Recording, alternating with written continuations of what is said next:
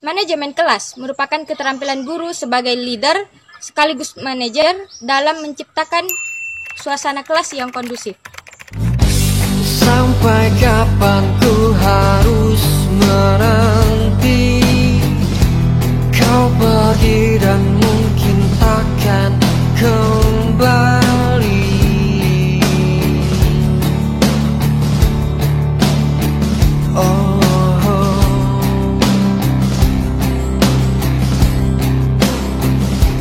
Dan aku menangis dan aku Assalamualaikum warahmatullahi wabarakatuh. Welcome back to channel DR Kusi MPD TV.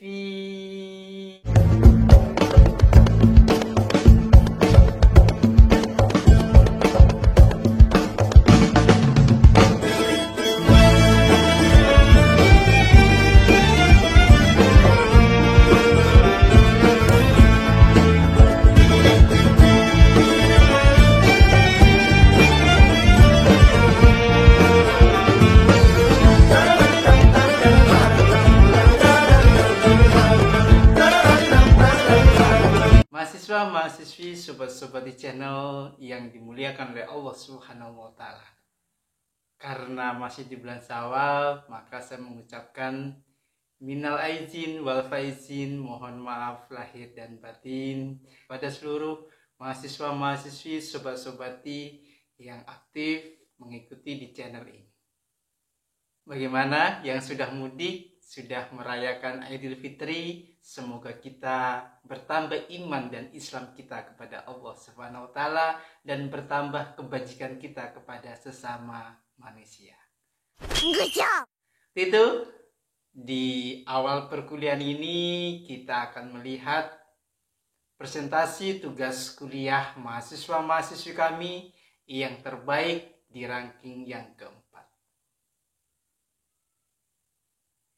Perlu saya luruskan di sini bahwasanya saya tidak memilih mengenai gender, apakah perempuan, apakah laki-laki. Kami hanya melihat, menilai dari tim kreatif di channel YouTube untuk mengambil presentasi yang terbaik sesuai yang diinginkan, standarisasi di dalam upload video di channel ini.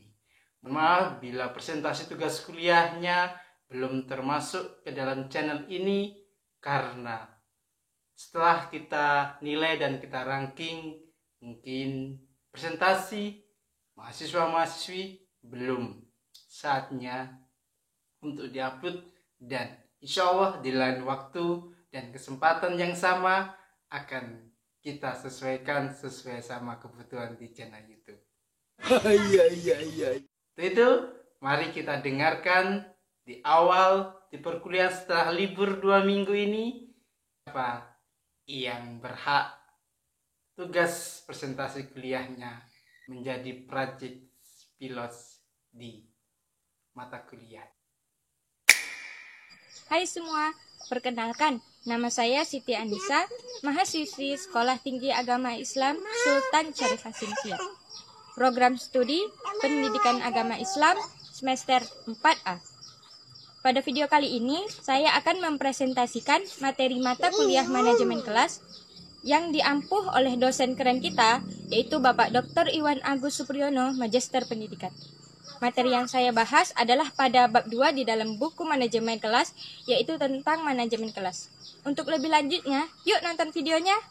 A few moments later. Innal hamdalillah nahmaduhu wa nasta'inuhu wa nastaghfiruh wa na'udzu billahi min syururi anfusina wa min sayyiati a'malina may yahdihillahu fala mudhillalah wa may yudlilhu fala hadiyalah. Asyhadu an la ilaha illallah wa asyhadu anna Muhammadar Rasulullah la nabiyya ba'da amma ba'd.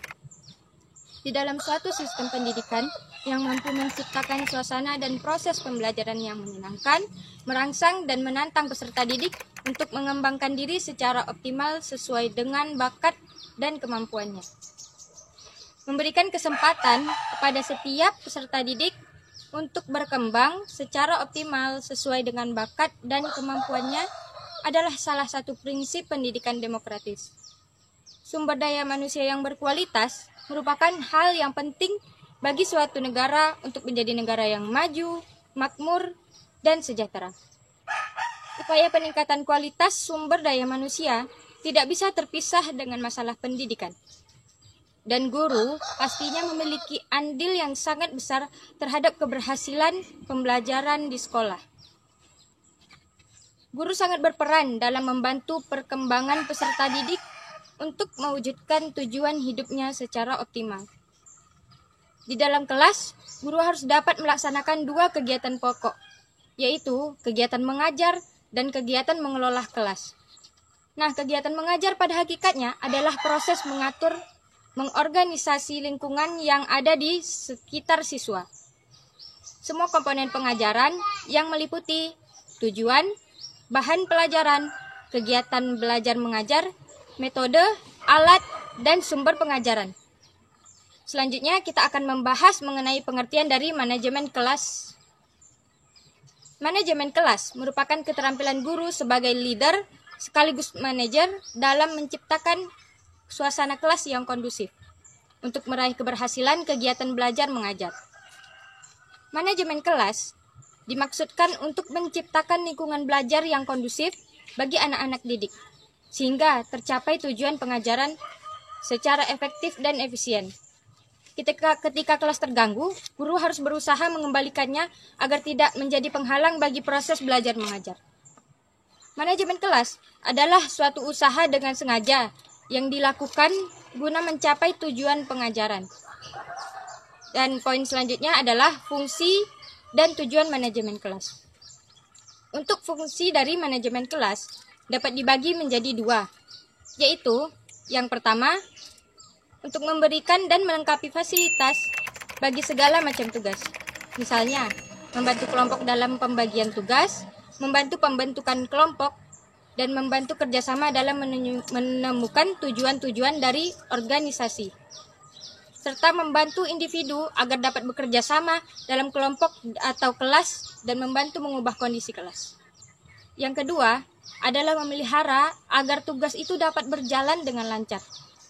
Sedangkan tujuan dari manajemen kelas yaitu yang pertama, mewujudkan situasi dan kondisi kelas sebagai lingkungan pembelajaran yang memungkinkan peserta didik untuk mengembangkan kemampuan mereka semaksimal mungkin. Tujuan manajemen kelas yang kedua adalah menghilangkan berbagai hambatan yang dapat menghalangi terwujudnya interaksi pembelajaran. Dan yang ketiga yaitu menyediakan dan mengatur fasilitas serta media pembelajaran yang dapat mendukung dan memungkinkan peserta didik untuk belajar sesuai dengan lingkungan sosial, emosional, dan intelektual mereka di dalam kelas. Dan tujuan manajemen kelas yang terakhir adalah membina dan membimbing siswa sesuai dengan latar belakang sosial, ekonomi, budaya, dan sifat-sifat individunya. Poin selanjutnya adalah ruang lingkup manajemen kelas. Ruang lingkup manajemen kelas dapat diklarifikasikan menjadi 2, yaitu ruang lingkup fisik dan ruang lingkup non-fisik. Ruang lingkup fisik merupakan pengelolaan kelas yang memfokuskan pada hal-hal yang bersifat fisik, mencakup pengaturan siswa dalam belajar, ruang belajar, dan perabotan kelas. Sedangkan ruang lingkup non-fisik merupakan pengelolaan kelas yang memfokuskan pada aspek interaksi siswa dengan siswa lainnya, interaksi siswa dengan guru, dan interaksi siswa dengan lingkungan kelas atau sekolahnya sebelum, selama, dan setelah pembelajaran. Poin yang terakhir adalah mengenai prinsip-prinsip manajemen kelas. Masalah pengelolaan kelas bukanlah merupakan suatu tugas yang ringan. Ada berbagai macam faktor yang menyebabkan kerumitan.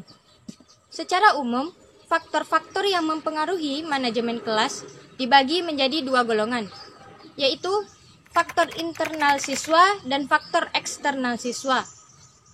Faktor internal siswa merupakan faktor yang berhubungan dengan masalah emosi, pikiran, perilaku, kepribadian siswa dengan ciri-ciri khasnya masing-masing yang menyebabkan siswa berbeda dari siswa lainnya secara individual. Perbedaan individual ini dilihat dari segi aspek yaitu perbedaan biologis, intelektual, dan psikologis. Sedangkan faktor eksternal siswa terkait dengan masalah suasana lingkungan belajar, penempatan siswa, pengelompokan siswa, jumlah siswa di kelas, dan sebagainya. Masalah jumlah siswa di kelas akan mewarnai dinamika kelas. Semakin banyak jumlah siswa kelas, cenderung lebih mudah terjadi konflik. Sebaliknya, semakin sedikit jumlah siswa di dalam kelas, cenderung lebih sedikit pula terjadi konflik. Nah, ada 6 prinsip yang harus dipahami oleh seorang guru dalam kegiatan manajemen kelas yang efektif. Yang pertama, hangat dan antusias. Hangat dalam konteks manajemen kelas adalah sikap penuh kegembiraan dan penuh kasih sayang kepada peserta didik. Sementara antusias dalam konteks manajemen adalah sikap bersemangat dalam kegiatan mengajar. Prinsip manajemen yang kedua adalah tantangan.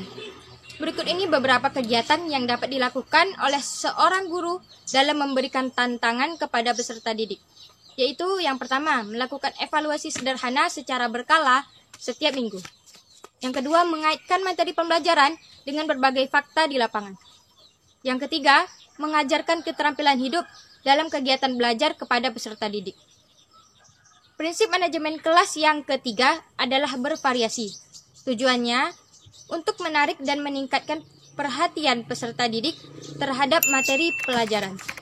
Yang kedua, memberikan kesempatan kepada peserta didik untuk mengembangkan bakat dan minatnya terhadap mata pelajaran yang diajarkan. Yang ketiga, menanamkan perilaku yang positif pada peserta didik untuk mengembangkan bakat dan minatnya terhadap mata pelajaran yang diajarkan. Dan yang terakhir adalah memberikan kesempatan kepada peserta didik untuk belajar sesuai dengan tingkat perkembangan dan kemampuannya. Prinsip manajemen kelas yang keempat adalah keluasan. Keluasan dalam konteks manajemen kelas merupakan perilaku seorang guru untuk mengubah metode belajar mengajar sesuai dengan kebutuhan peserta didik dan kondisi kelas. Untuk mencegah munculnya gangguan belajar, prinsip yang kelima yaitu penekanan pada hal-hal yang positif, yaitu penekanan yang dilakukan oleh seorang guru terhadap perilaku peserta didik yang positif. Dan yang terakhir adalah manajemen kelas. Yang terakhir adalah penanaman disiplin diri, yaitu mendidik peserta didik untuk berperilaku baik dan mendidik peserta didik untuk menjauhi dari perilaku yang buruk. Baiklah, mungkin hanya sekian presentasi dari saya. Hilaf dan salah saya mohon maaf, dan pada video kali ini semoga dapat menjadi manfaat dan sumber untuk teman-teman yang menonton. Sekian dari saya, wabillahi taufiq wal hidayah, waridha wal inayah, wassalamualaikum warahmatullahi wabarakatuh.